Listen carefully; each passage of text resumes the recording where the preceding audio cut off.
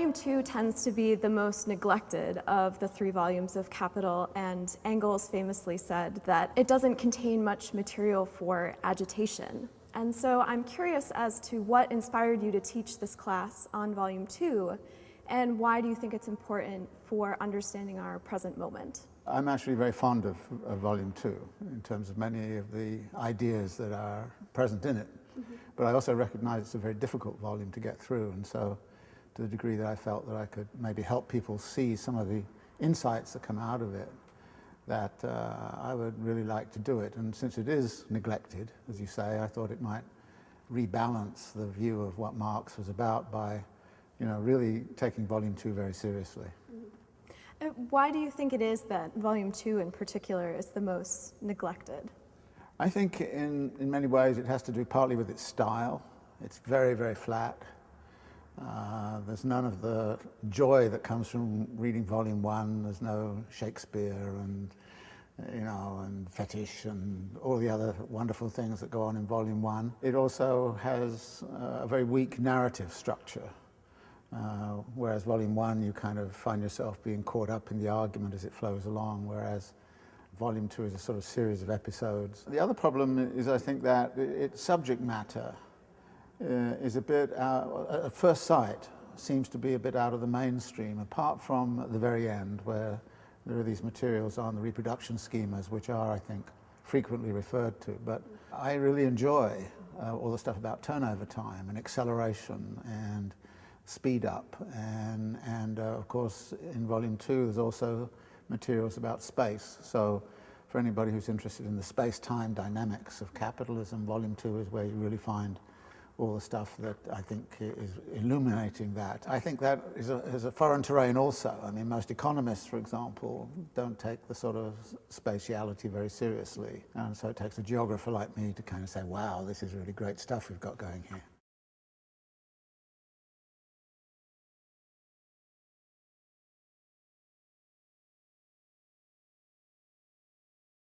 And my plan is, as it was with Volume 1, to get you to read this book.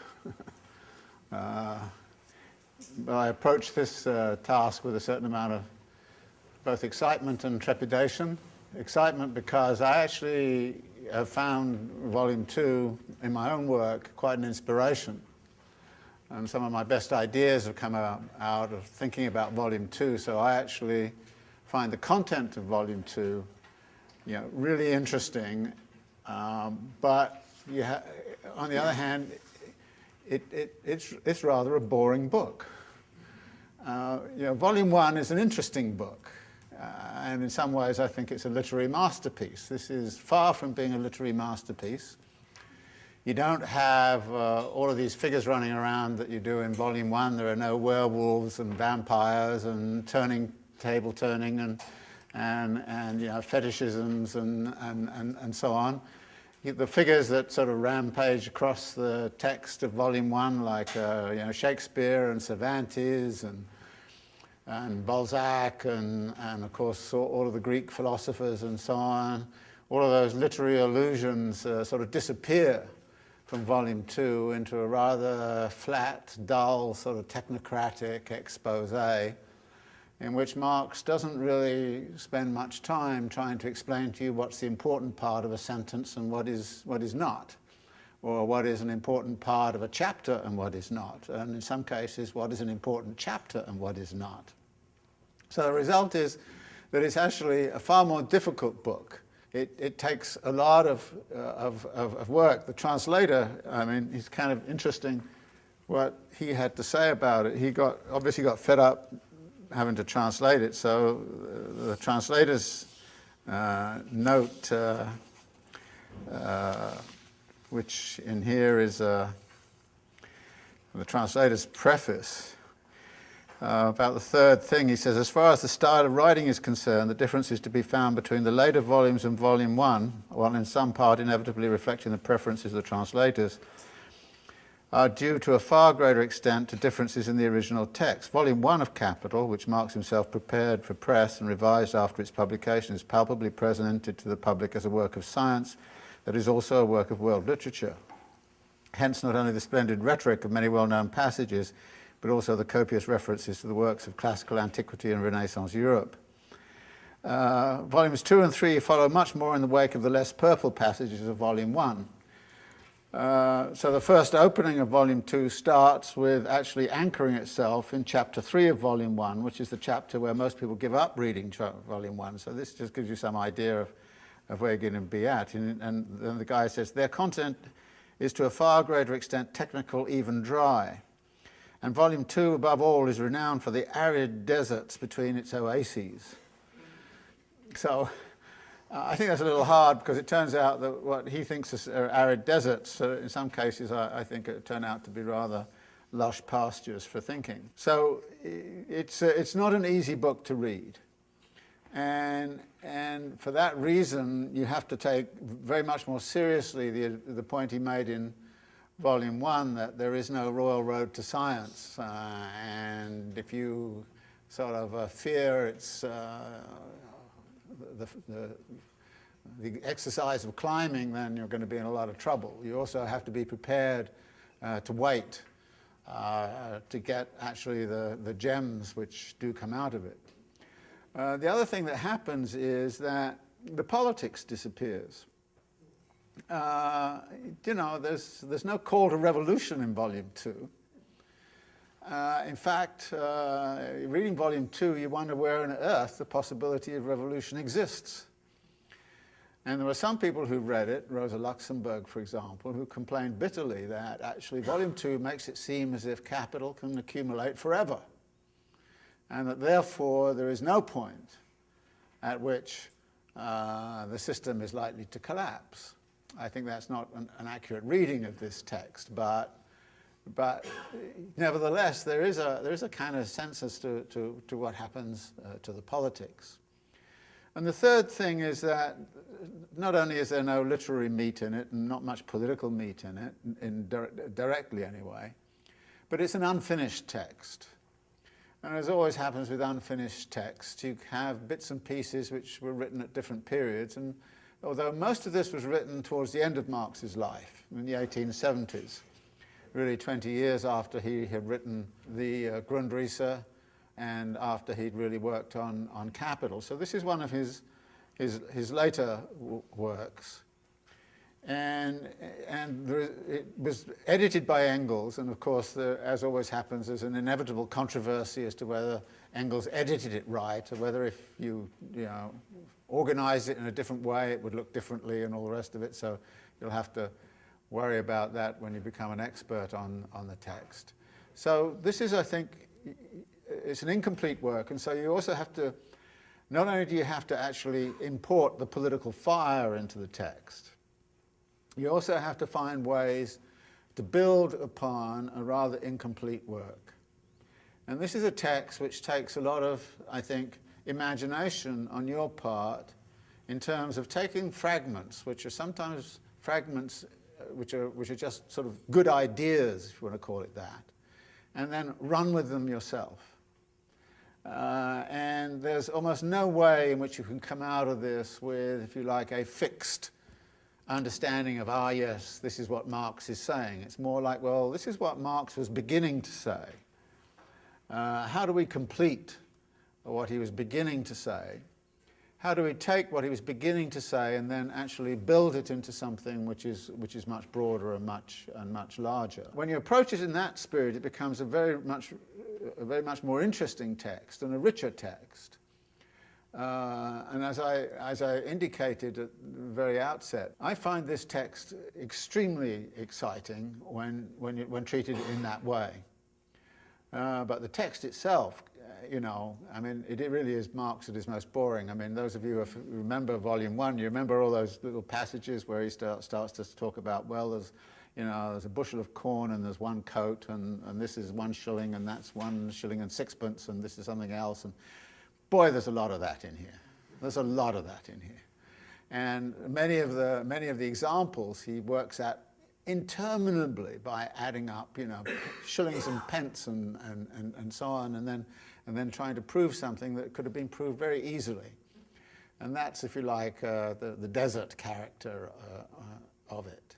But once you realize that's going on, then you start to read it a little selectively and recognize that actually the exciting stuff is in here. Like I say, it's been a gold mine for me in terms of some of the ideas, in part because Volume 2 is a look at capitalism from a different perspective from Volume 1. Volume 1 is about production, and it's about the production of surplus value. Volume 2 is about circulation. Now, immediately that says to you that Volume 2 is much more emphatic about the process, about the movement, about the flows and the continuity. To be sure, you get some of that in Volume 1, no question about it. Capital is defined as a process, as value in motion. Here it's a commodity, here it's a production process, here it becomes a commodity again.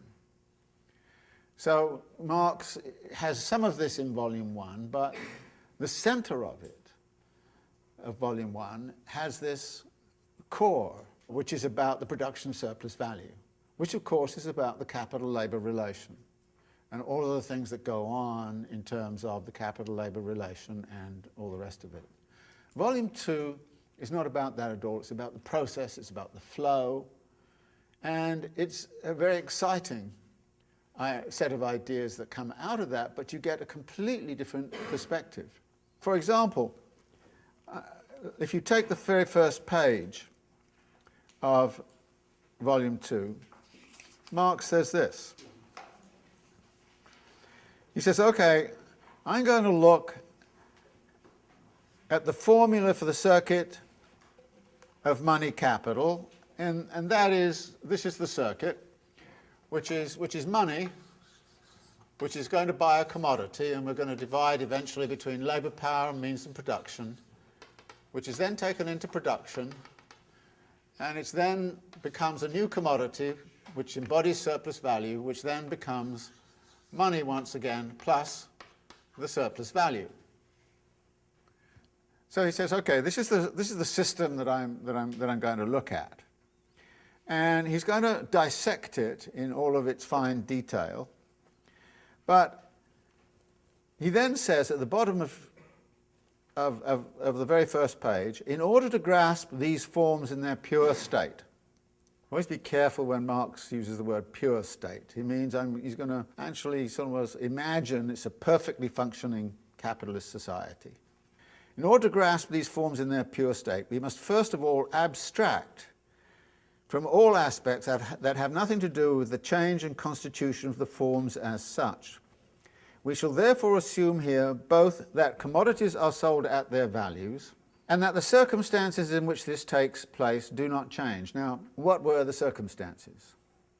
Back in Chapter 2 of Volume 1, what he did was to outline a situation in which you had private property rights, you had juridical individuals exchanging with each other on a non-coercive basis in a situation where nobody was in a position to affect market prices. In other words, the circumstances are a perfectly functioning, a utopic, if you like, liberal, theoretical society.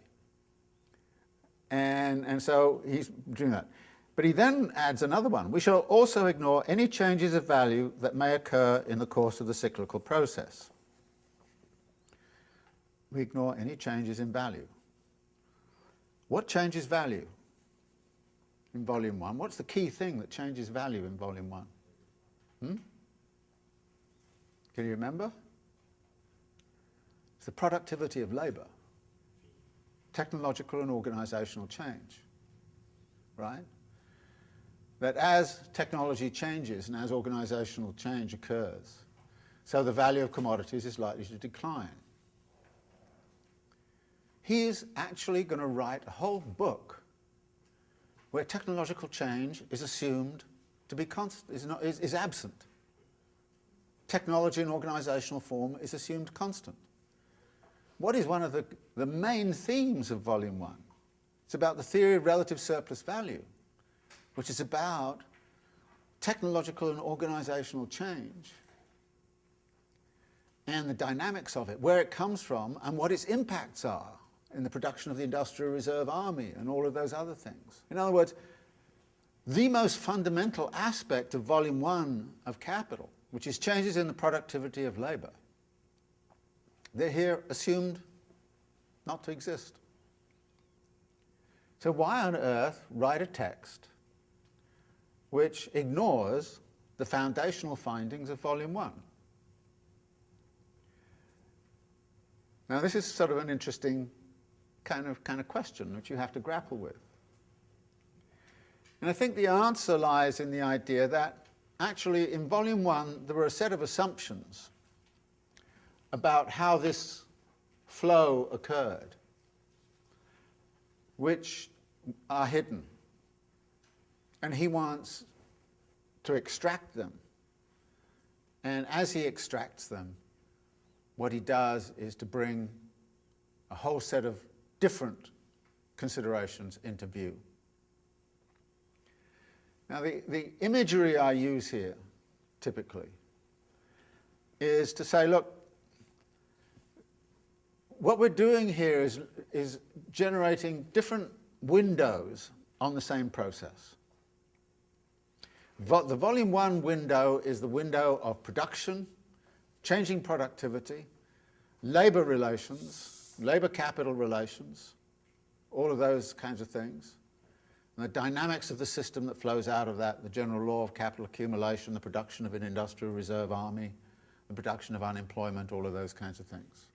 So Volume 1, you see all of that, and you kind of say, wow. Now we hold all of that constant, and we look at this flow and say, what issues arise when we look at it from this perspective? We find all kinds of things suddenly become important. For example, in Volume 2, working class consumption suddenly becomes important. In Volume 1, the value of labour power is the value of labour power, that's that.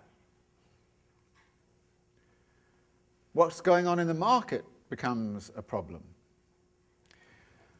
The continuity of this flow, which was presumed to be there in Volume 1, is rendered problematic in Volume 2. What happens if these transitions cannot take place? What kinds of barriers exist? And there's always a hint that these barriers can be the source of crises. So it's a very different perspective on the world. And I think what Marx is saying to us, and it's a bit like saying, what is the truth of capitalism? Well, looked at from the standpoint of Volume 1, from one window you see one set of things, and from that perspective you see a certain set of truths. From this perspective you start to see another set of truths. And what is capital then? Well, it's the view from both of those windows combined, and in some ways Volume 3, I think, was meant to be an understanding of how Volume 2 and Volume 1 are actually in tension with each other. If everything's going fine in terms of what's going on in Volume 1, then things are going to get screwed up in Volume 2. And this is where something like working class consumption comes in. At the end of Volume 1, you'll remember, in the general law of capital accumulation, Marx talks about the idea, which is very popular, the increasing immiseration of the proletariat. That what capital does, given the dynamics he's described, is to produce immense concentrations of wealth at one end of the social system and massive arenas of poverty at the other end. That's what it tends to do. That's what he shows. What you see in Volume 2 is if that happens, you may not actually end up with a market. Now, we live in a world where 70% of this economy we live in is driven by consumerism. Where was consumerism in Volume 1? Well, actually, Marx is very reluctant to allow consumerism into Volume 2. He's very reluctant. But bit by bit, it edges its way into the picture. Towards the end of Volume 2, he's got a discussion of the fact that the increasing immiseration of the proletariat is a problem. On page 391, there's a footnote. And, you know, I'm rather fond of looking at footnotes in Marx because very often they give you the clue to what on earth is going on. He says, contradiction in the capitalist mode of production. The workers are important for the market as buyers of commodities, but as sellers of their commodities, labour power, capitalist society has the tendency to restrict them to their minimum price. Further contradiction, the periods in which capitalist production exerts all its forces regularly show themselves to be periods of overproduction, because the limit to the application of the productive powers is not simply the production of value, but also its realisation. However, the sale of commodities, the realisation of commodity capital, and thus of surplus value as well, is restricted, not by the consumer needs of society in general, but by the consumer needs of society in which the great majority are always poor and must always remain poor. You'd have a hard time imagining that in Volume 1. Yet in Volume 2, we're suddenly seeing that this is becoming an important issue in the analysis. And when I say Marx was reluctant, what you see in Volume 2 is a commitment to a certain kind of scientific understanding of the world. And he follows wherever the analysis takes him. And I don't think he liked the idea that somehow or other working class consumption was a real problem, and that a balanced development in a capitalist society should be one in which actually the workers became important as consumers as well as producers. So what you start to see from Volume 2 are certain relationships which become very significant in the dynamics of capitalism, which you don't see in Volume 1. And secondly, the way in which you start to see those relationships coming about is also, you know, very important for understanding certain aspects of capitalist history. I mean, for instance, I've mentioned that this is here looked at as a process. And there are a number of things about this process that are very, very important. The first notion is its continuity. It has to continue. It has to keep going, step by step. The second point about it is that it has to accelerate. What you get in Volume 2 is an argument about increasing speed up. Now, one of the things I became a bit famous for in the condition of postmodernity was talking about time-space compression as an idea of what's going on in globalization and all the rest of it. And actually what I did was to say this is one of the foundational features of a capitalist system, which is things move faster, spaces get collapsed. And so we go through a long history from sort of discovery of America onwards through a long history within capitalism of technological changes which are about speed up and technological changes which are about reducing the friction of distance. I mean, just think of it. How fast things go. Well, all of that actually comes out of Volume 2 of Capital. I mean, when everybody was yakking on about, oh, we're in a new world, it's called postmodern, blah, blah, blah, you know, and I was kind of going, well, okay, things are changing, and of course they've changed before. I mean, the coming of the railroads, and the coming of the telegraph, and the coming of the wireless, and the coming of the jet engine, and all those kinds of things, and containerization. We've been through a long history of a lot of this stuff. And I just basically said, well, there's nothing really new about this, except that we're in a new phase of time-space compression. But the theory of capital tells you, and the theory is in Volume 2, the theory tells you that time and space, as far as capital is concerned, and there's a lot of confusion about this, by the way, which is to say this is not necessarily how people experience it or see it, but what capital does. And how these innovations, for instance, in stock trading, how fast things move. One of the big innovations in sheep rearing was it used to be the case that when, sheep had lambs, then you had to wait for about 2 or 3 years before they could be eaten. And they were always eaten as mutton. And then Lord Bakewell came along and started to come up with breeding practices which allowed lambs to be eaten as lamb. Now, when you go into a restaurant now, you don't get mutton, you get lamb. If you were in the 17th century, you'd be eating mutton. You go read Dickens, and it's mutton chops, and it's, everybody's eating mutton, even back in the 19th century. But the period between the birth of the lamb and its eating has been reduced from about 3 years to 6 months.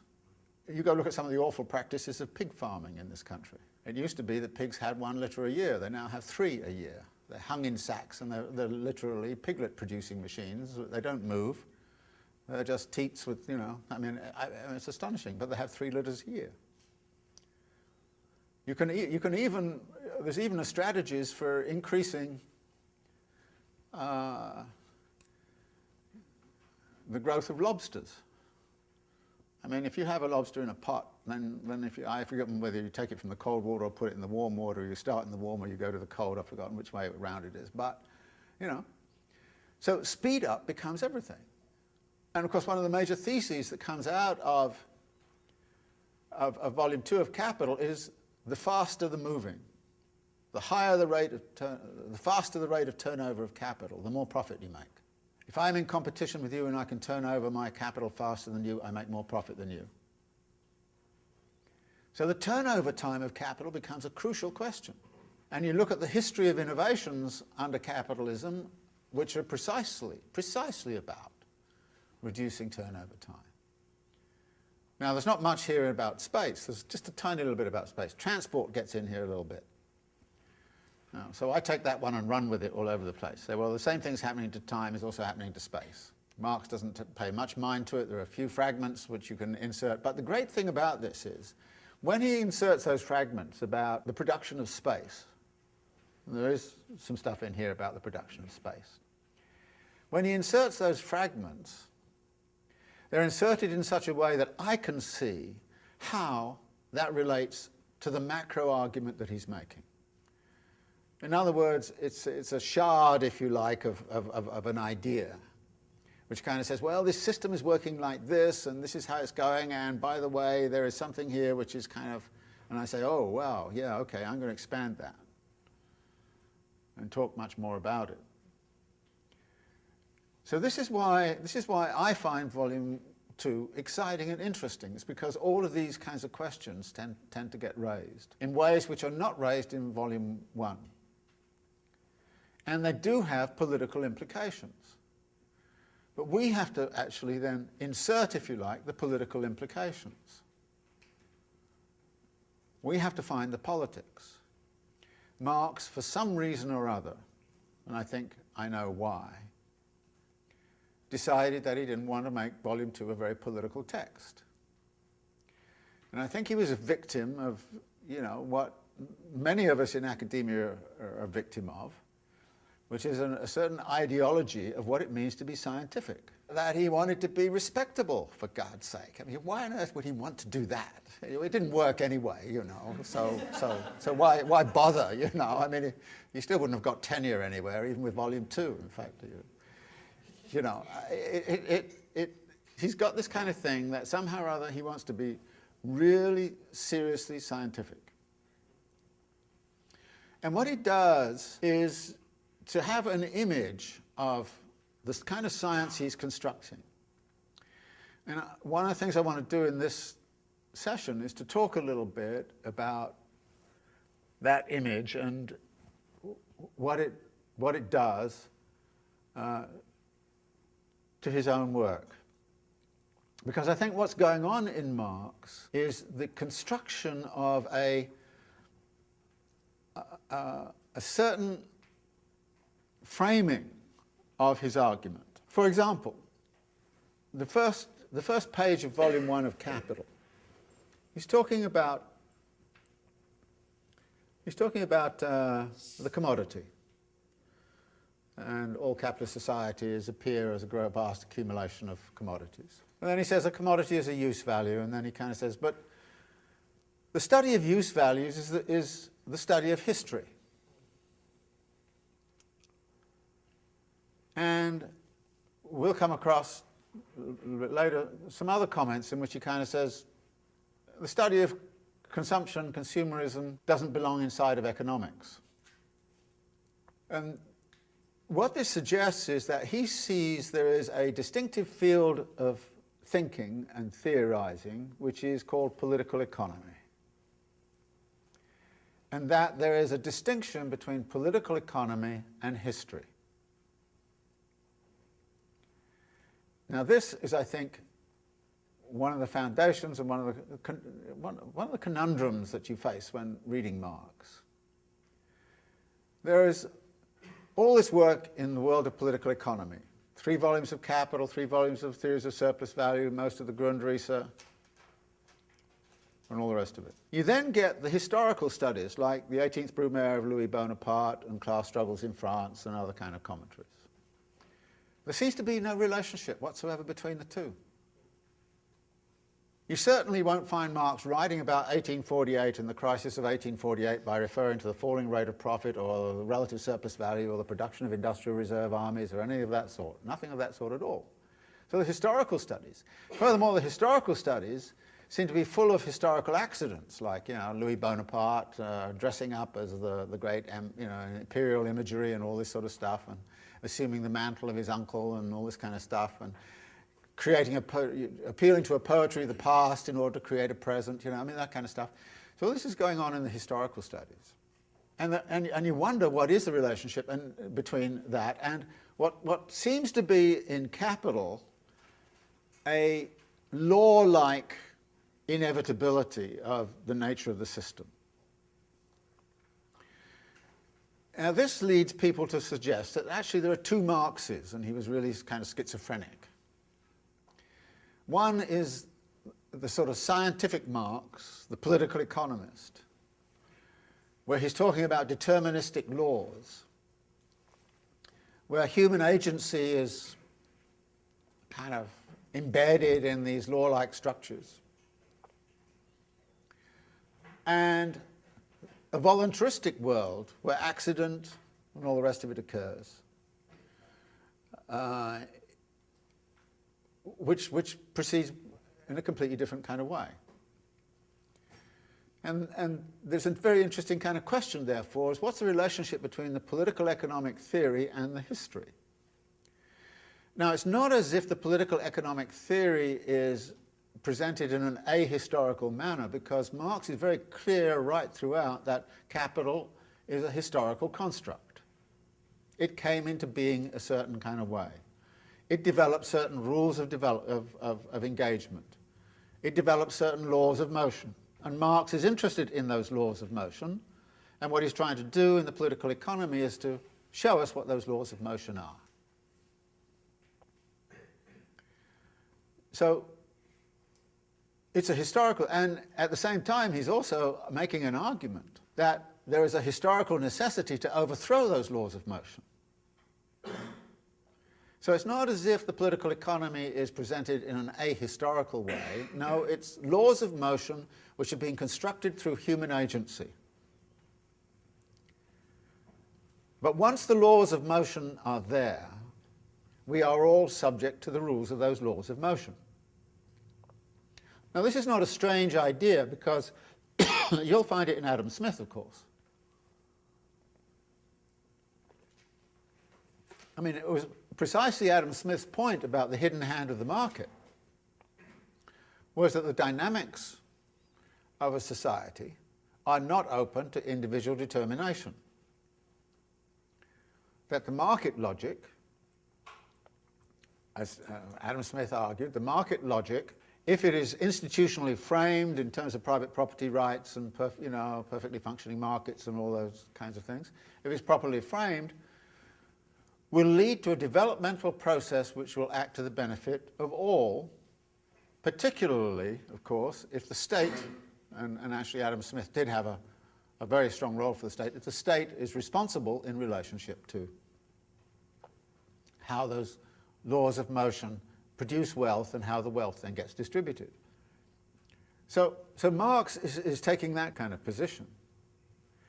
But then there comes the difficulty of how to take an understanding of those laws of motion as you get them in Capital.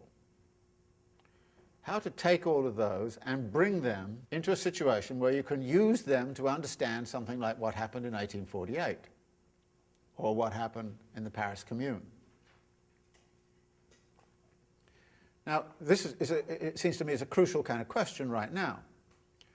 I mean, we've gone through a disruption, a crisis, whatever you want to call it, in which capital accumulation ran into serious difficulties.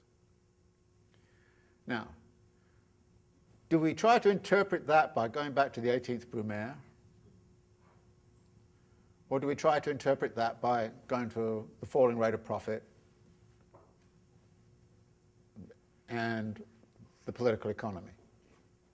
Which one do we go for? And if we're going to do it theoretically through the political economy, how do we deal with all of the contingencies which are obviously there? I mean, you know, yeah, regulators were asleep at the switch, no question about it. The regulators were captured by those they were supposed to regulate, no question about it. The report that came out on the financial crisis spent a lot of time saying this didn't have to happen. There was nothing inevitable about this crisis we've been through. What was the problem arose not for any kind of deep-seated reason, but because of failures of regulation and failures of the state apparatus and the invention of these crazy kinds of derivative products and all the rest of it. So what we have to do, if we want to do a kind of Marxian analysis of the present situation, is to have, I think, a much better understanding of exactly what it is that Marx can tell us through the political economy, and what we have to do for ourselves when we try to take that knowledge and project it into a situation of the sort that we've been through. And in order to do that, I think we have to have a clear understanding of why it was that Marx actually set up a method of inquiry in Capital in the way he did. Once you have that understanding, you understand why it is that he wrote Volume 2 in the way he did, what it gives us that is tremendously significant in relationship to understanding of contemporary events, but also what it cannot give us. And Marx had no interest in saying it ever would give it to us. That is a key, if you like, to understanding a present crisis, or understanding a particular dynamic. So what we've got then is a body of literature, the political economy of Marx, in which Volume 2 is a critical volume. And for me, and actually for quite a number of people who study Marx very closely, Volume 2 is a key volume, but it's the least read volume for all the reasons I've outlined. You know, people get into the desert and they kind of go, oh my God, give me some water, I want to get out of here. So we're going to have to battle with that a bit. And one of the things I want to do is to try to leaven it up a little bit. Because, for example, Marx comes up with just categories in Volume 2. For instance, he comes up with a category of commodity capital. But in Volume 2, you would not know that actually merchants are engaging in the circulation of commodity capital, and that there's a specific set of agents who have specific tasks and specific. All of that is in Volume 3. So what I decided to do, as you see from the outline, is to say, all right, he starts out by talking about the circulation of commodity capital as if it's just commodity capital. He doesn't tell us about the agents who are circulating it. But you hear all about them in Volume 3, and by the way, the Volume 3 stuff on merchants' capital is terrific. You'll have a good time with that. The stuff on finance capital is, awful. You'll have a terrible time with that one. But I wanted to say, look, by putting parts of Volume 2 and Volume 3 together, you can see how he's constructing the science, if you like, and how then he's actually interweaving in Volume 3 the agents that are involved. And I just wanted to put them a little bit together so that you can see how that relationship might work. In June of 2008, we posted online your video lectures of Reading Marx's Capital, Volume 1. And since then, they've been viewed over 1 million times and have inspired Capital reading groups all over the world. And I'm wondering what that has been like for you and what reflections you might have on that experience. It has been a fantastic experience. I mean, I didn't imagine that it would have had the impact that it's had. And it tells me something that actually there's a thirst for knowing about what it was that Marx had to say and to explore it. And it's just been incredibly exciting. There's a desperate concern for new ideas and new thinking, and there seems to be no place where it's really coming from. And there is therefore a willingness now to read Marx, and I hope to read Marx in an open kind of way, rather than a sort of a dogmatic kind of way. And so to me it's been a very humbling experience, but also a very exciting experience to know that there are so many people out there who've appreciated this. He doesn't do an empirical study of the history of capitalism, historical study. What he does, in effect, is to take all of the writings of all of the political economists from the 17th century onwards and make the assumption that they had struggled, honestly in most cases, to figure out how on earth this capitalist world was working and how it was being organized. And even when they were being dishonest, they told you something. Those of you who remember Marx's discussion of Senior's last hour, it told you something. It really did. So even when they were just being apologetic for class power, it told you something. So in a way, what he does is to take that whole body of literature and dissect it, critique it, and look for its aporias, as we now like to call them, its contradictions and all the rest of it, and out of that construct an alternative political economy. And this alternative political economy is going to be scientific. It's going to be rigorous and scientific. But like any kind of, and at various points in Volume 1 of Capital, for example, he starts to talk about how value is like gravity. And I think he aspires to build a sort of science which is of that sort. The analogy I prefer to use would be fluid dynamics. The laws of fluid dynamics are very well developed and they're very sophisticated. But in exactly the same way, you can't get from the laws of fluid dynamics to forecast tomorrow's weather with 100% accuracy. So you can't get from the laws of motion of capital to forecast what the stock market's going to do tomorrow, let alone whether it's going to go into crisis. So in social sciences, of course, the fact that sometimes it seems like you can't actually do that leads many people to dismiss Marx. This would be like people who do weather forecasting say the laws of fluid dynamics don't matter, they're irrelevant, why bother with them?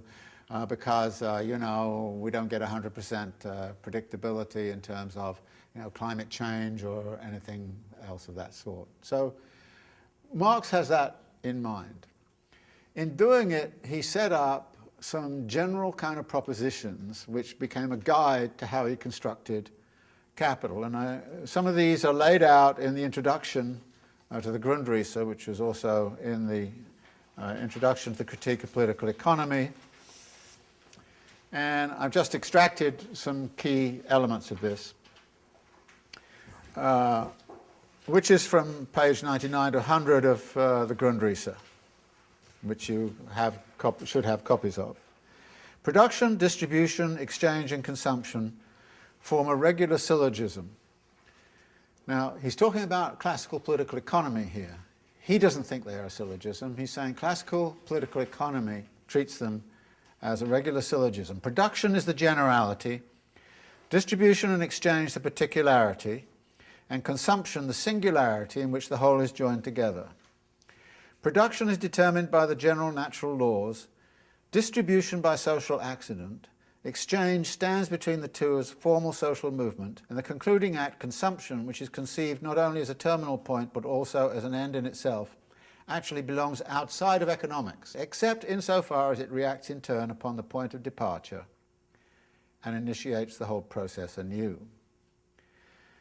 Now, he then criticizes this. He says, while this syllogism is admittedly a coherence, it is, he says, a shallow one. And then there's several pages that go on in which he criticizes it step by step in order to reject it in favor of a dialectical conception of how production, distribution, exchange, and consumption might be brought together within the totality of relations comprising a capitalist mode of production.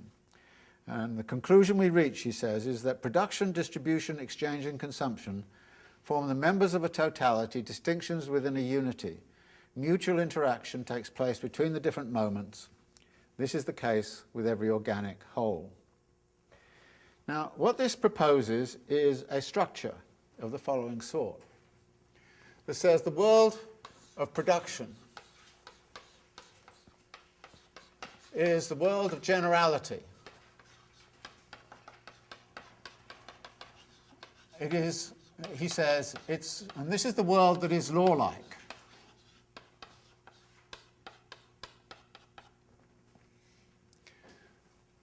Distribution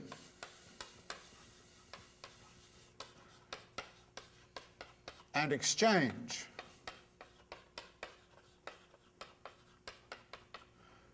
gives us the world of particularities.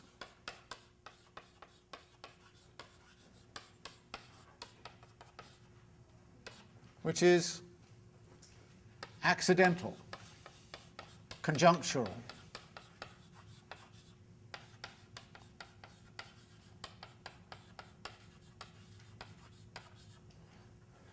Consumption is the world of singularity.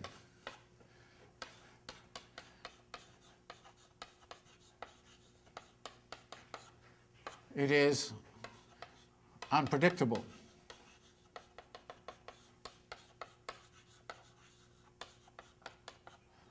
Unrepresentable in some ways.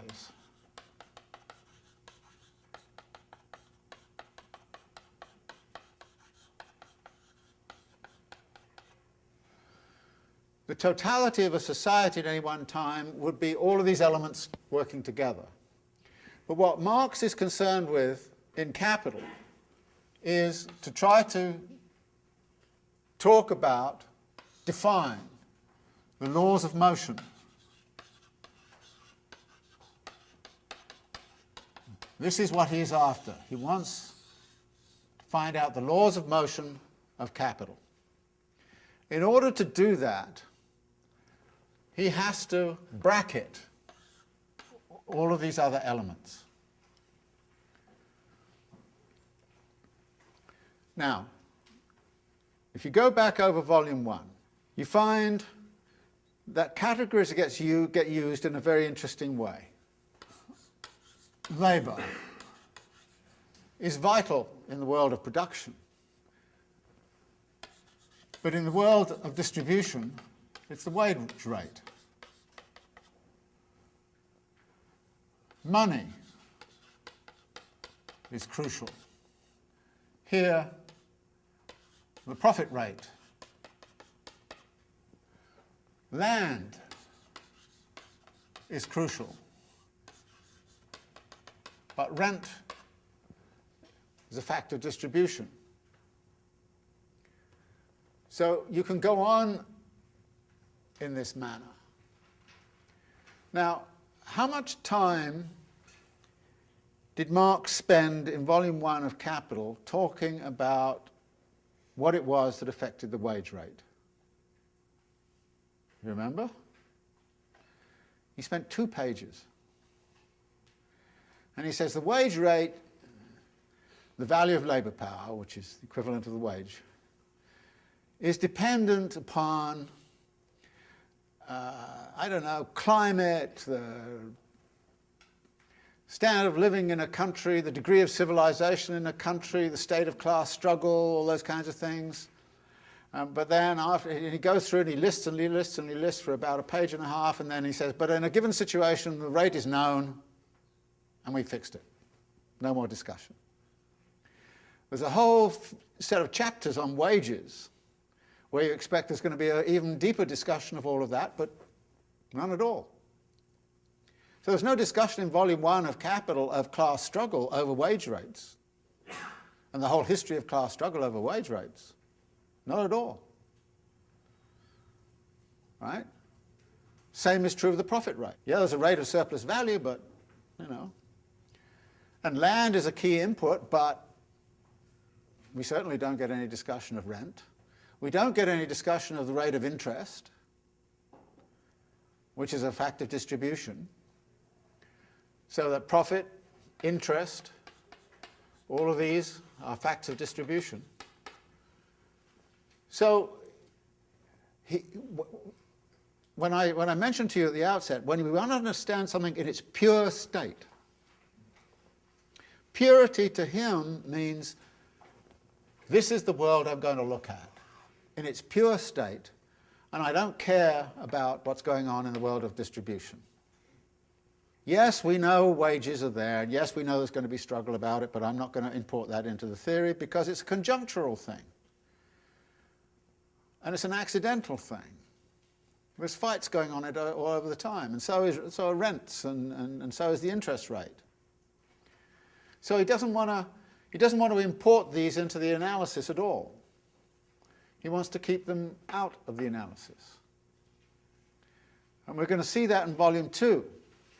I mean, the reason he doesn't talk about merchant's capital in Volume 2, even though he's talking about commodity capital, is because you would have then to start to talk about how much the merchant capital took.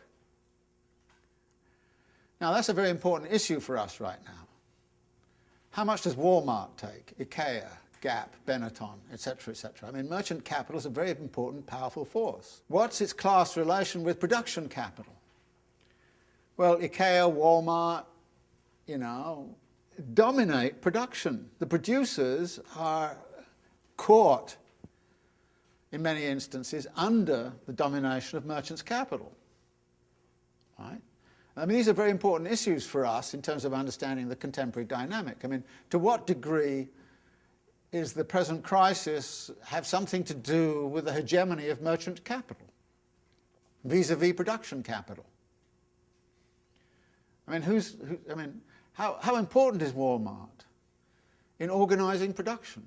IKEA is another one. You go out and, parts of India and you find people slaving away, sort of making something or other that ends up in over in Brooklyn there. These are power relations that exist conjuncturally. Things like Walmart and so on didn't exist 30, 40 years ago. There was a period when merchant capital was also terribly important, Marshall Fields, all the rest of it. So the relative powers of merchant capital and producer capital are constantly sort of going like this. And the same is true of land rents. What's the relative power of landlords vis-a-vis capital or merchants? What's the power of financiers vis-a-vis producers? These are all conjunctural things, and Marx says, I'm not going to deal with them. If you want to understand what's going on in your society at this time, you've got to go deal with them. I'm not dealing with them. I'm dealing with this world, this purified world of production, with these things sort of put to one side. Exchange, another interesting kind of thing. What is the logic of exchange in Volume 1 of Capital? Many people, I have to take them past this, kind of say to me about chapter 2 or 3, what happened to supply and demand? And I kind of go, well, Marx's argument is that when demand and supply are in equilibrium, they cease to explain anything. I mean, the reason that shoes cost more than shirts has nothing to do with the fact that we desire shoes more than we desire shirts. It has to do with labour input and value input. So when demand and supply are in equilibrium, they cease to explain anything. But who says supply and demand is in equilibrium? What kind of world is it that we're assuming when we say it's in equilibrium? What happens when there are inequalities? What happens when the markets don't clear? In other words, the supply and demand question becomes rather important to look at in an actual situation. And when you get, and this is interesting, when you get to the stuff on finance capital and money capital, the interest rate is determined by supply and demand, by nothing else. And that's because the interest rate is a relationship between capitalists.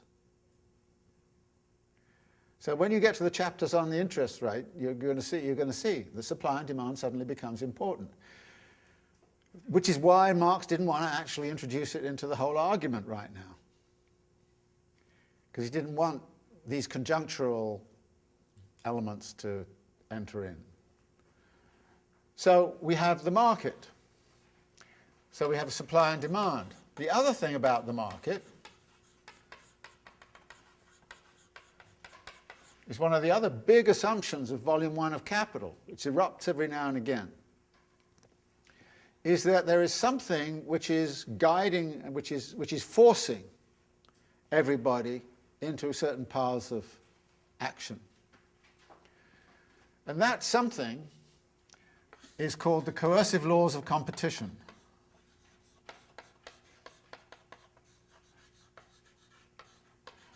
Now, this erupts at several points. For example, the struggle over the length of the working day. Marx at a certain point kind of says, well, capitalists are not free to decide that. They are in competition with each other. The coercive laws of competition force capitalists to extend the length of the working day. If I extend it and you don't, then you're in difficulty. You have to extend it if I extend it. If you extend it, I have to extend it.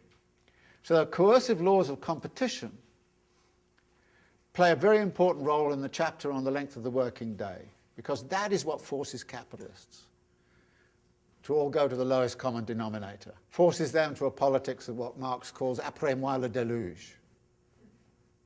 If we kill off everybody, that's what we have to do. Which is why the introduction of legal restraints puts a floor under that coercive laws of competition.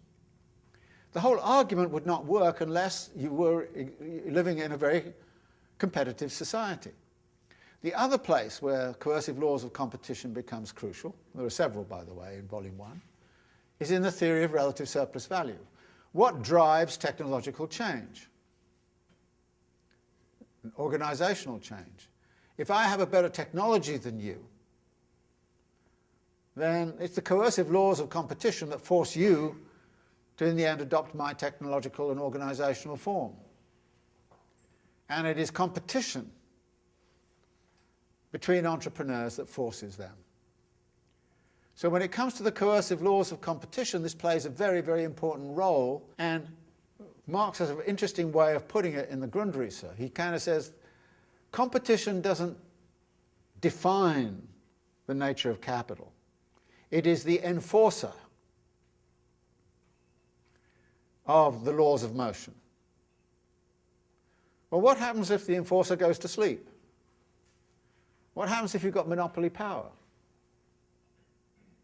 And actually, there's a moment in Volume 1 of Capital where Marx talks in the general law of capital accumulation about the increasing centralization of capital, which means there's a tendency towards increasing monopolization of capital.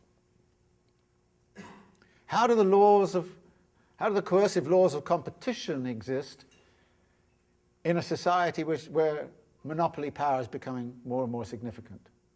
And this was, of course, one of the major points that was made by Baran and Sweezy in their theory of monopolistic competition back in the 1960s. US industry was becoming more and more monopolistic. The coercive laws of competition were not doing their work. The whole laws of motion of capital were changing. because the enforcer was no longer enforcing. And of course, one of the things that happened with the neoliberal revolution was to try to actually increase the coercive laws of competition. And it's very interesting, one of the things the state apparatus often does is anti-monopoly, antitrust legislation is about trying to maintain some notion of competition. And you can say, oh, well, it's a big joke, but it's not a big joke, actually, in terms of the dynamic of capital. If the coercive laws of competition are not working, then this whole system tends to go in a completely different dimension. Well, this is, if you like, the conditions of exchange are dependent upon the existence of coercive laws of competition. And Marx says in Volume 1 of Capital, the coercive laws of competition do this. In the general law of capital accumulation, the coercive laws of competition become important. Without the coercive laws of competition, the whole system that Marx sets up would not work. Now, there's an interesting argument which was very well made by Giovanni Arrighi in a piece written back in 1972. What he talks about is a historical movement between periods of monopolistic control and then highly competitive phases. This shift between competition to monopoly power and back again in the history of capitalism has played, I think, a very important role in the historical dynamic.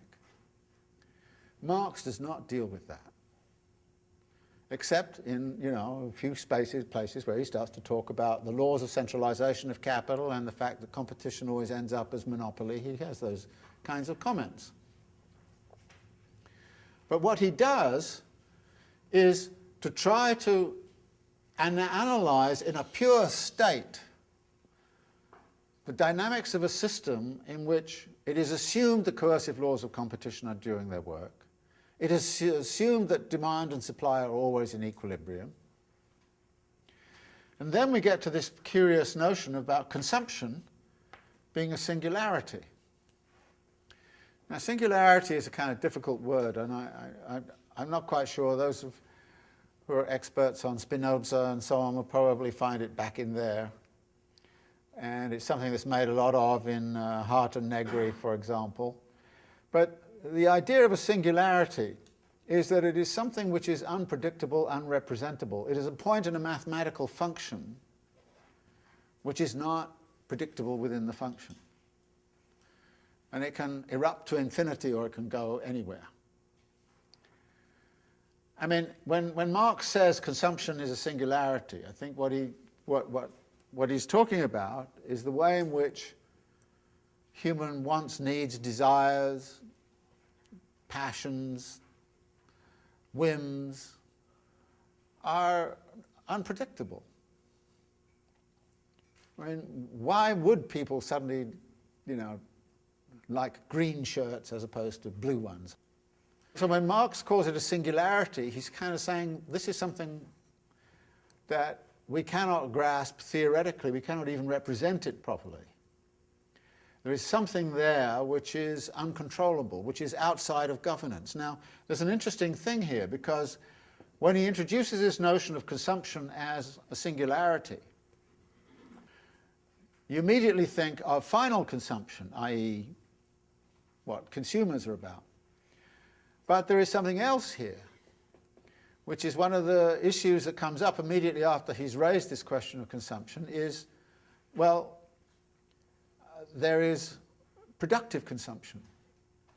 And productive consumption is the consumption by the labourer of goods in the making of commodities which contain surplus value. So if this is a singularity, then that singularity actually also resides in the labour process. And I think Marx is very clear about how capital responds to this notion of singularities. It is constantly trying to manipulate human wants, needs and desires, but it also has to mobilize, and Marx talks about this in Volume 1 of Capital, the animal spirits of the labourer. That is, once you've got this notion of the consumption and productive consumption as a singularity, it means that there's something inherently uncontrollable about it, which doesn't mean that it can't be used. but that it's always unstable. And it's unstable in both of these arenas. Now, it's this instability in the labour process that became crucial to people like Mario Tronti at the end of the 1960s, when he started to point out, you have this image of a labourer somehow or other under a whip, being driven by a whip, and who has no consciousness and who has no kind of feelings and nothing. That's not the case. The labourer is a singularity, and that labourer can erupt at any moment. And this, if you like, gives fuel to the autonomista argument. So when you read somebody like John Holloway's book on changing the world without taking power, what does he talk about? He talks about, well, at this kind of moment, there's a possibility of eruption. It's inherently uncontrollable. It always has a revolutionary moment. Hart and Negri kind of say it's even revolutionary, and this is I guess students love this one, to not get up in the morning. It's a very revolutionary act, and you kind of go, all the students go, oh, great, it can be revolutionary, just stay in bed all day. But this is a very serious kind of question, and the same thing occurs in the world of consumerism. That there's something uncontrollable. And Marx, that's why Marx, in a sense, is very reluctant to deal with consumerism.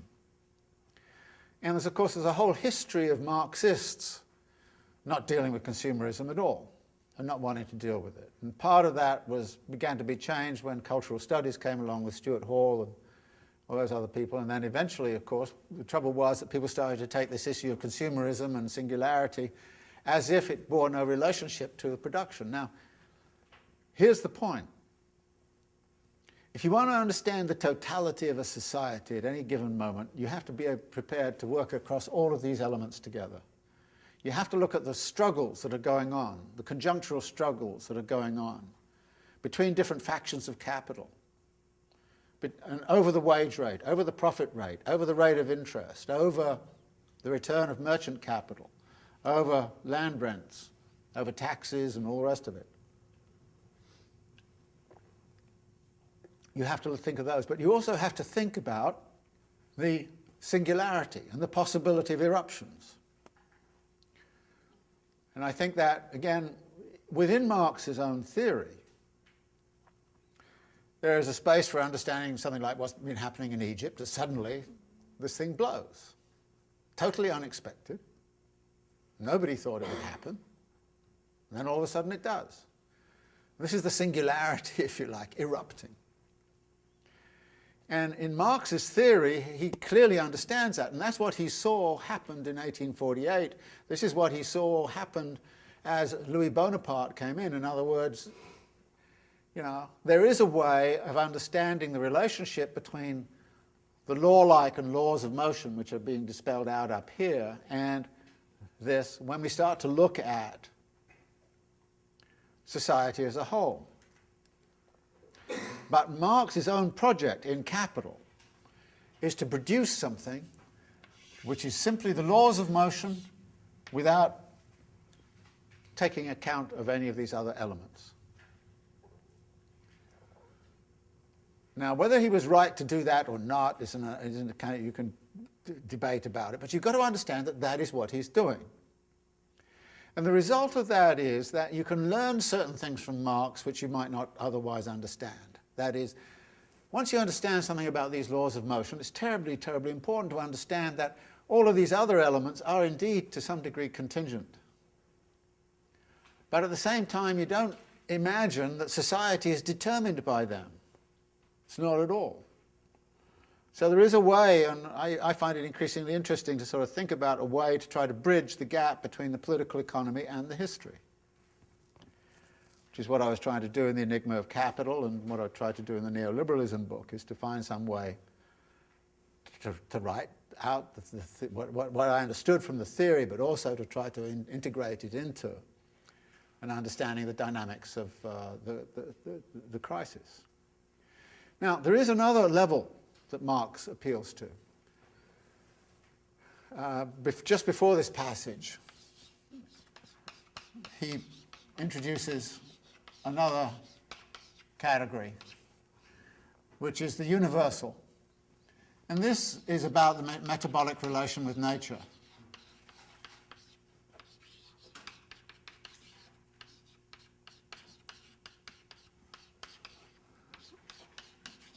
And this is a universal condition. The laws of motion of capital are historically constructed. These, he says, are universal, and I put in some of the arguments he makes in Volume 1 in these passages. Labour, as the creator of use values as useful labour, is a condition of human existence which is independent of all forms of society. It is an eternal and natural necessity which mediates the metabolism between man and nature and therefore human life itself. And the labour process must be considered independently of any specific social formation because it is the universal condition for the metabolic interaction between man and nature, the everlasting nature-imposed condition of human existence. And therefore it is independent of every form of that existence, or rather it is common to all forms of society in which human beings live. Now, again, once you introduce the universal, which is this relation to nature, you then got another problem, which is, well, what's the relationship between this generality, these laws of motion, and the metabolic relation to nature?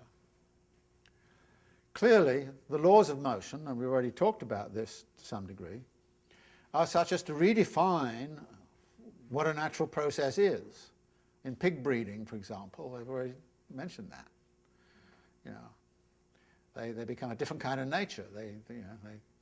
So that actually we're transforming nature, and there you get back to the idea that we change the world by changing the nature, and we change ourselves by changing nature, and so, you know, so that there is another kind of level at which Marx works. What he does in Capital, again, how many times in Volume 1 does he actually mention this universal metabolic relation? Maybe 10 times. But he's going to look at the general laws of motion independent of that and independent of all the rest of it. So you have to understand that the whole of Capital is constructed in this way. And there comes a point where some of that trying to isolate this in its pure form starts to run afoul of what he says, well, insofar as it feeds back and becomes part of the general laws of motion. And what you were going to encounter in Volume 2 are moments when that starts to happen, and Marx tries to keep it out. Again and again, he tries to keep it out. Now, again, I'm not going to make any judgment as to whether he was right to do that or wrong to do that, but one of the things you have to do in reading it is to understand why it is that at a certain point he is excluding certain things from the analysis in ways which do not allow us to take the analysis and project it into current circumstances so we can understand it perfectly well. But the benefit that came from this was this.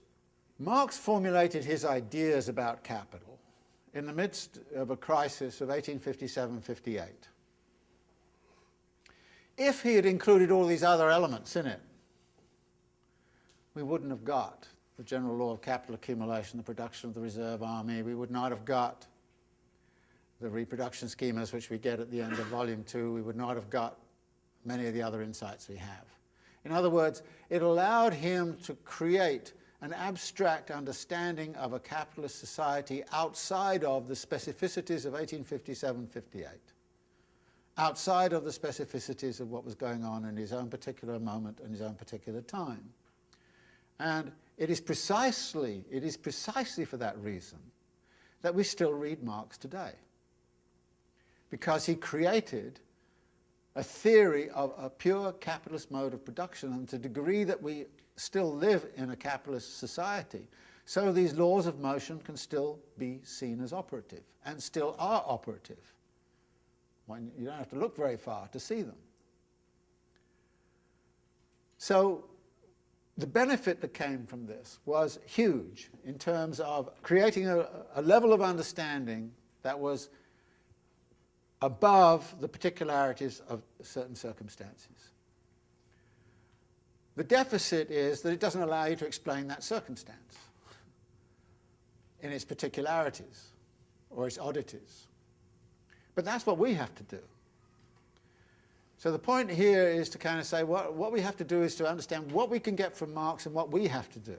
In other words, he's not giving us, I mean, when I say it's like the laws of fluid dynamics, he's not giving us laws that we just plug in and say, here's what's going on. Not that at all.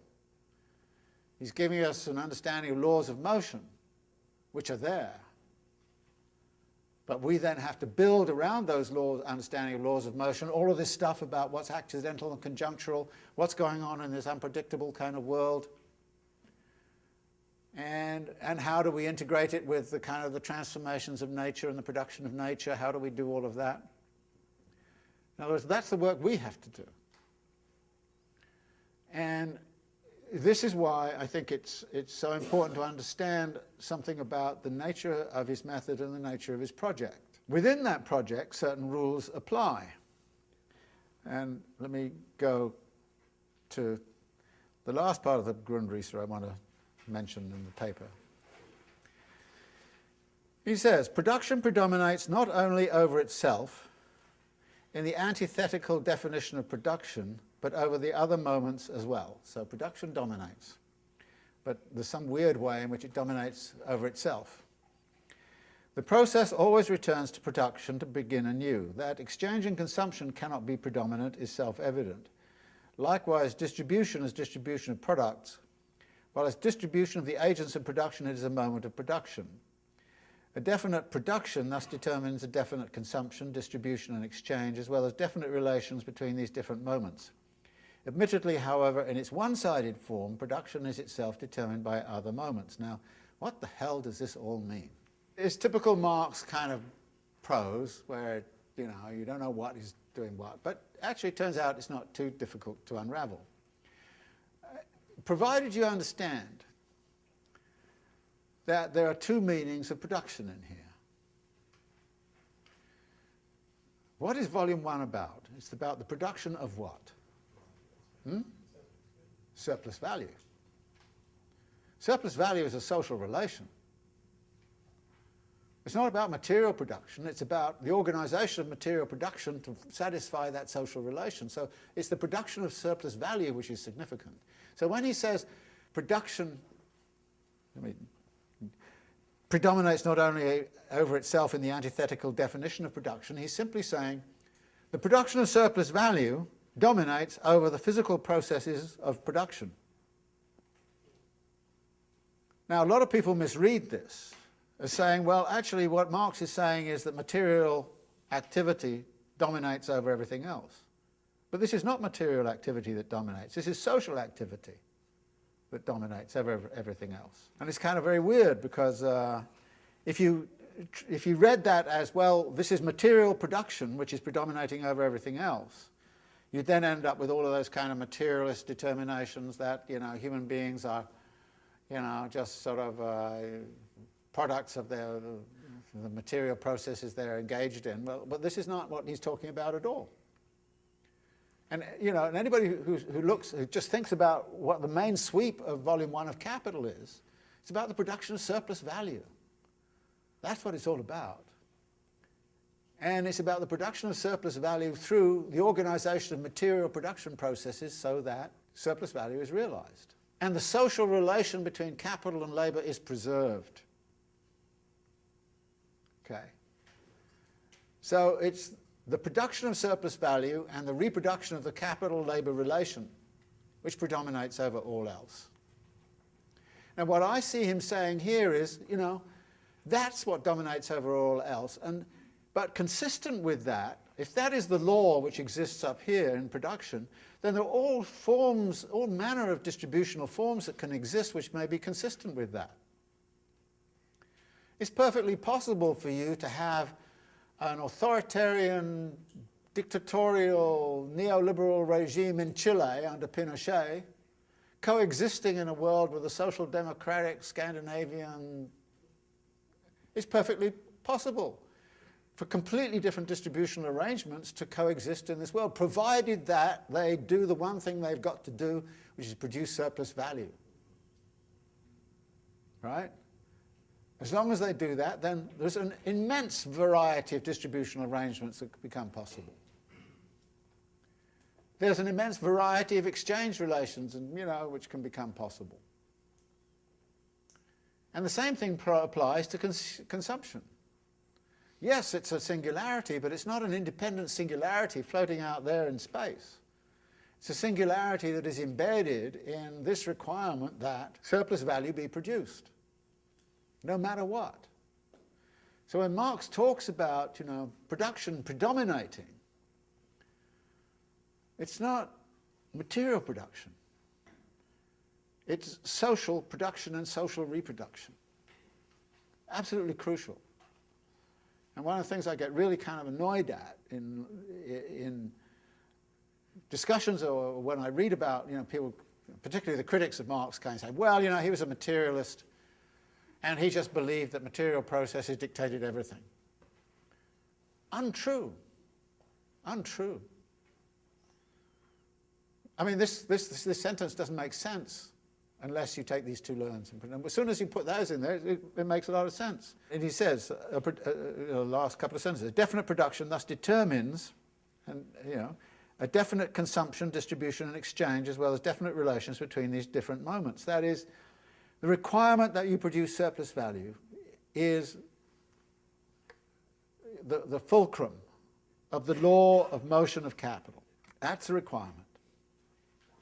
And it is a class requirement, which is a capital-labor relation, which is a historical construct. And which implies, by the way, if you want to make a revolution, then that's what you've got to revolutionize, which is the capital-labor relation and the class relation. So capital is a historical construct, no question about it.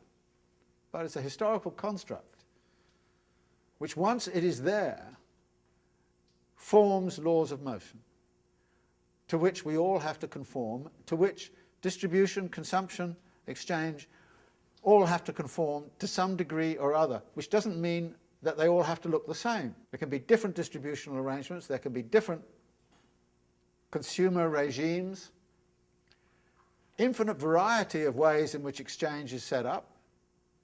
One of the things that's the genius of Marx is to set it up in such a way that, yeah, you can imagine a world in which there's an infinite variety of all of this, all of these other moments which are unpredictable and particular.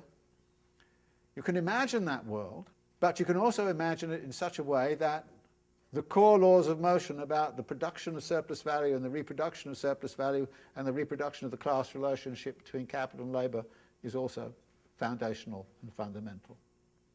I think this is a terribly important way of thinking. But again, what Marx is doing in Capital is working on this. He's not working on all the rest of it.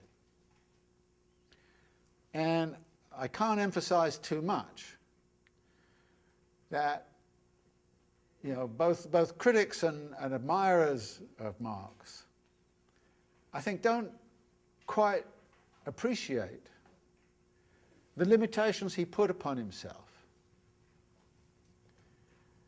and what those limitations do to what we can understand from reading Marx, but also what those limitations allow him to produce, which focus our attention on what he considered to be the most important aspect of what the nature of capital is about, which is, of course, the class relation.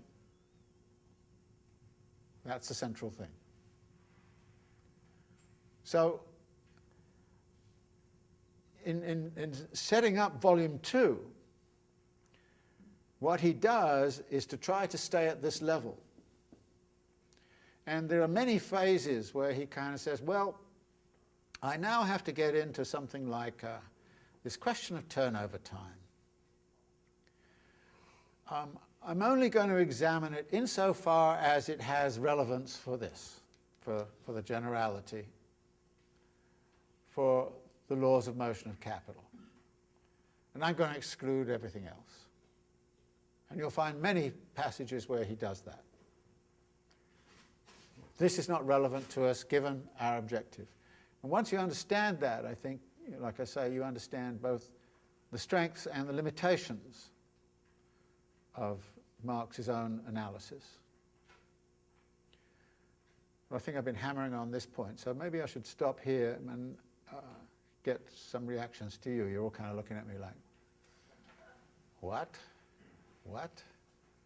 I mean, does this framework come as a bit of a surprise to you? I mean, does it seem okay to you? You think he should have done it differently? I mean, I think there are some problems in Marx. To begin with, I think the fact that he relied on the whole of the corpus of political economic writing, in a way gives far too much authority to political economy, I think. His primary source of inspiration is the critique of the corpus of materials, which is brilliantly done, no question about it.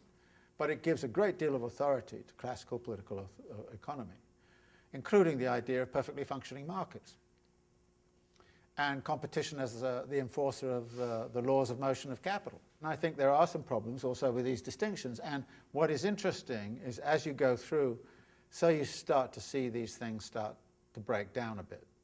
I mean, I mentioned earlier, one of the things that begins to emerge in Volume 2 of Capital is that working class consumption becomes rather important.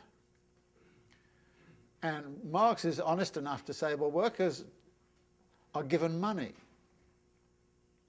And as soon as they become possessors of money, they're no longer workers, they're simply buyers.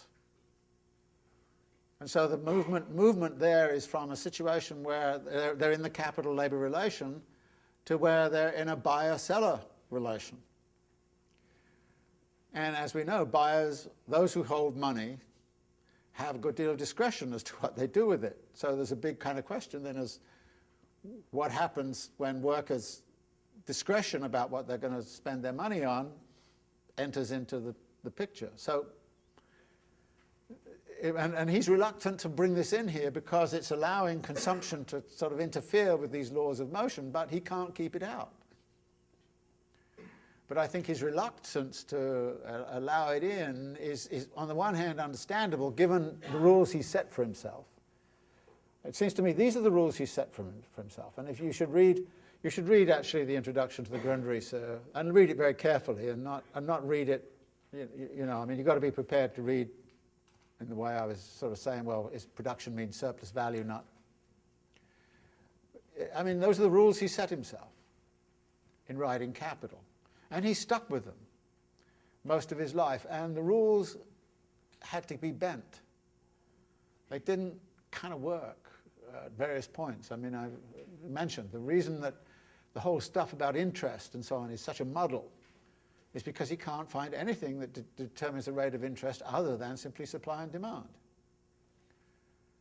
And he sort of has rather grumpy passages where he kind of says, well, you know, it seems that supply and demand is the only thing that works here. So you know, so it means he has to bring in this. So, you know, I'm caricaturing a bit, but I think there are some limitations that come from this which are unnecessary. My own sense is that, for instance, his failure in Volume 1 to talk very coherently about how the original money is assembled and the role of the banking system in assembling that, and the role of finance in assembling it, the failure to do that has, I think, had a very bad effect upon the whole history of Marxian political economy. It should have been much more up front. And, you know, some of us at least are prepared to say that right now, you know, that his exclusion of finance, capital and banking and of interest at the by saying it's a fact of distribution and it doesn't affect production. Come on, it's a bit hard to say that. To say that you can exclude consumerism from, you know, in other words, there are some limitations in here that I think are really problematic. But on the other hand, I recognize that had he put all of this stuff in there, we wouldn't have got the insights we have got from understanding these laws of motion. And those are very important. Yeah. I have some difficulty to understand exactly what that means, that consumption has something to do with singularity. First of all, is that Marx who's saying that, or is that classical political economy that's saying that? There's sometimes an ambiguity about that. My sense of it is that he's saying this is how classical political economy set it up. But there's nothing in anything that follows that says that classical political economy was wrong to set it up that way. In other words, he accepts that distribution is and exchange are conjunctural, and he doesn't say anything about consumption except that he's then talking about productive consumption, which I think is very interesting, because then it says there's a singularity in that which is very important to mobilize, and that's where you get back to the notion of how do you mobilize the animal spirits of the worker, because he's very clear, without capital having the power to organize the animal spirits of the worker, then capital is not going to do very well in terms of the labor process. So my reading of it is, and I may be wrong about this, is that he actually carries over this notion of the singularity. The point about it saying it's a singularity is to say you never quite know. And in fact, it becomes terribly important. In fact, capital relies on the fact that people are susceptible to fashion and to consumerisms and all the rest of it in order to keep in motion. So in other words, the big question for them in the production process is how to mobilize the animal spirits. The big problem for them in the world of final consumerism is how to mobilize the consumer spirit. How do you get people to want to shop until they drop, kind of thing? Yeah. So when you say put down consumption, you mean productive consumption and creation of surplus value, or I mean both. I mean final consumption. He basically says final consumption in here, but then he starts to talk about productive consumption. And then when you use particularity, singularity, and then you say accidental versus unpredictable, I don't get the distinction. Accidental is probably not the right word for it. I mean, I would prefer the word sort of conjunctural, dependent upon, for example, class forces and the state of class forces. But there could be accidental aspects in it of the sort that we were mentioning earlier, which would be, say, regulatory capture of the Securities and Exchange Commission by those who are supposed to be regulated, and you could consider that not conjunctural so much as an accidental kind of an accident of history. In the same way that, to some degree, Marx would look upon the rise of Louis Bonaparte to power as an accident of history. I think there's a distinction being made here between, class forces that can be looked at, like what's the relationship between the class power of merchant capital right now and finance capital and production capital, and landed capital, for example. That can be looked at, or what's the power of workers vis-a-vis capital in labor markets? So there's a conjunctural element of those class forces. But then there are accidental things that come into the distributional arrangements which are not sort of predictable from those class forces so easily. I think it's important that we think about it, and I have no clear answer to how to better think about it, but what we have to do is to understand that one of the reasons you don't find any big exposition in Marx's Capital of consumer culture and consumerism and so on is precisely that he's relegated it to this zone in this kind of way. One of the things he says in Volume 1 of Capitalism, on the introductions, is I can't use experimental method, therefore I have to use power of abstraction. And the power of abstraction is terribly important, so he sees this as being, if you like, the most powerful aspect of what he does. Now, I don't see him in this introduction, which, by the way, there's some controversy over whether this introduction should have been in the Grundrisse anyway, because this introduction was actually the introduction to the critique of political economy, which was written rather earlier. So whether it's part of the rest of the Grundrisse is another kind of question. It just happens to get been put in there. But what he's outlining, I think, is levels of abstraction at which he's going to work.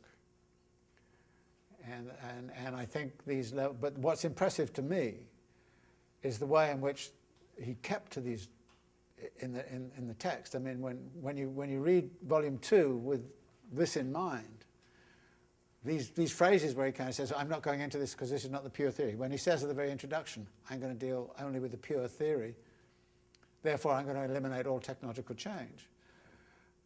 You know, wow, you know.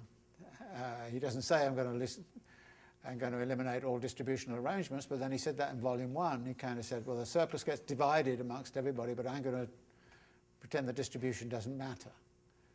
So he's constantly shoving aside the kind of distributional kind of questions. And it's very interesting. He sets up these notions, well, there's money capital, there's production capital, and there's commodity capital in volume 2. But he doesn't say there is a class relation between the financiers, the producers, and the merchants. He doesn't want to say that.